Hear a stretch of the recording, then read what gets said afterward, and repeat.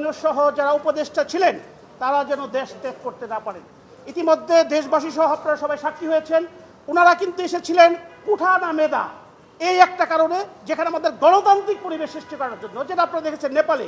কিন্তু ওনারা এসে আমাদের প্রতিষ্ঠিত 1979 থেকে যে টিকা দেওয়া হতো হাম বাম যেটা বলা হয়, যারা জাদুঘরে চলে গিয়েছিল, সেইটাকে ওপেন টেন্ডার ব্যবস্থা করেছিল।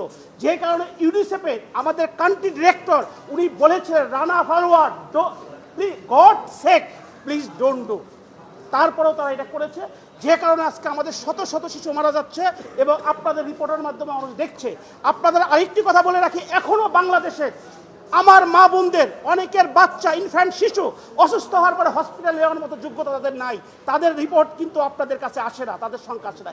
এই যে হত্যাকাণ্ড, এটা পরিকল্পিতভাবে, কারণ হচ্ছে ডক্টর ইউনূসের আরেকটি ইনফরমেশন আপনাকে দেই, উনি শুধু ওনার এই বাংলাদেশ গ্রামীণ ব্যাংকের শেয়ার চেঞ্জ করেনি, সম্পদ শুনেছেন সম্পদ নামে, যেটা আপনার নগদের মতো বিকাশের মতো একটা, যেটা কোটি কোটি টাকা লেনদেন করেছেন, আদম ব্যাপারে লাইসেন্স থেকে সবই নিয়েছেন, সে আর ধারাবাহিকতায় এই আমাদের জীবনের সাথে সম্পৃক্ত, যেখানে জিরো লেভেলে চলে গেছে হাম বাম যেটা, সেটাকে উনি বন্ধ করেছেন শুধু প্রাইভেটের জন্য।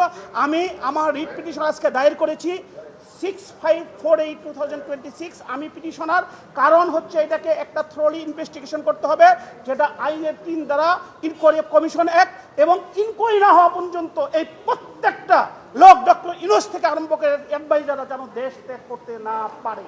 এইটার জন্য আমি করেছি আগামীকালকে 2টার সময় মহামান্য আদালত কোর্ট নাম্বার 20 মেইনে এটা হিয়ারিং হবে।